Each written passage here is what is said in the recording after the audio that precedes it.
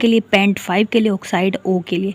तो iodine paint oxide एक most stable iodine का ऑक्साइड, और ये इंपॉर्टेंट MCQs आ सकता है, शॉर्ट क्वेश्चन पूछ सकते हैं।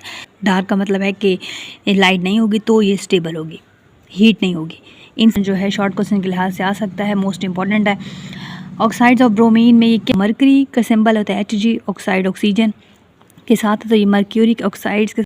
अस्सलाम वालेकुम, क्या हाल चाल है? ठीक होंगे। आज हम स्टार्ट करेंगे ऑक्साइड्स ऑफ ब्रोमीन, और ये क्वेश्चन जो है शॉर्ट क्वेश्चन के लिहाज से आ सकता है, मोस्ट इंपॉर्टेंट है। ऑक्साइड्स ऑफ ब्रोमीन में ये कैसे होते हैं? ये डार्क वोलेटाइल लिक्विड्स होते हैं, डार्क कलर के वोलेटाइल लिक्विड्स होते हैं। MCQs आ सकता है इसके ऊपर। इसकी लो थर्मल स्टेबिलिटी होती है, मतलब ये अनस्टेबल है, जैसे ही हीट इसको दें तो ये अनस्टेबल, ये डिकम्पोज हो जाएंगे। लो थर्मल स्टेबिलिटी का मतलब ये है।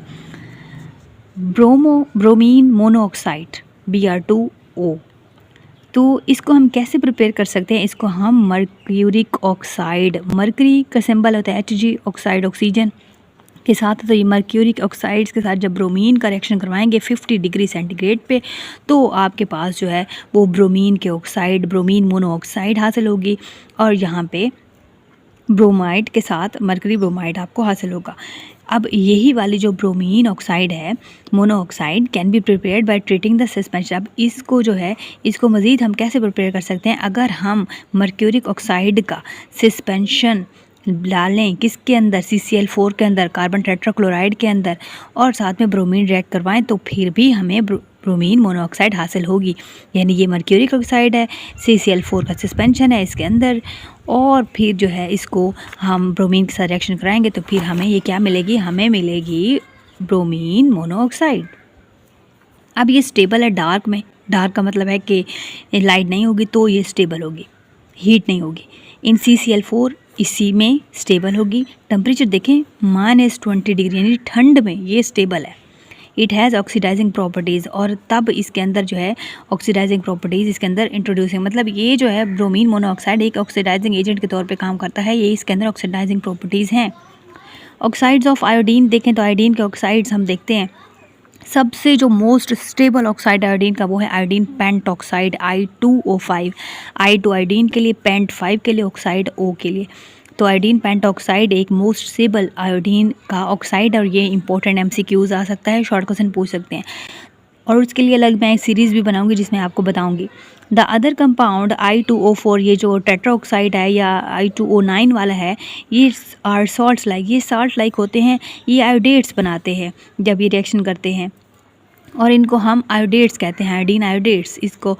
तो आयोडीन पेंट ऑक्साइड जो कि स्टेबल है, अब इसको हम कैसे प्रिपेयर कर सकते हैं? इसको हम हीट करेंगे 240 डिग्री। अब टेम्परेचर देखिए कितना ज़्यादा, 240 डिग्री के ऊपर। आयोडिक एसिड हमारे पास है 2HiO3 आयोडिक एसिड, हीट करेंगे 240 पे, तो हमारे पास I2O5 आयोडीन पेंट ऑक्साइड हासिल होगा, और साथ में वाटर रिलीज़ होगा। इट इज़ वाइट, ये वाइट क्रिस्टलाइन सॉलिड है, इसकी क्वेश्चन पूछ सकते हैं, शॉर्ट क्वेश्चन पूछ सकते हैं। आयोडीन पेंट ऑक्साइड की properties, stable up to 300 degree, यानी कि मोस्ट स्टेबल है ये 300 डिग्री सेंटीग्रेड पे बन रहा है, ये 240 डिग्री पे। मज़ीद इसको हीट करेंगे तो ये स्टेबल है, ये डिकम्पोज नहीं होगा। इट हैज़ पॉलीमेरिक स्ट्रक्चर है इसका, इनसॉल्युबल ऑर्गेनिक सॉल्वेंट में है, और ये आयोडिक एसिड फॉर्म करता है। अगर इसको हम वापस, ये रिवर्स भी हो सकता है, अगर इसको वापस हम आयोडीन पेंटॉक्साइड और वाटर का अगेन रिएक्शन करवाएं तो हमें फिर वही आयोडिक एसिड मिल सकता है।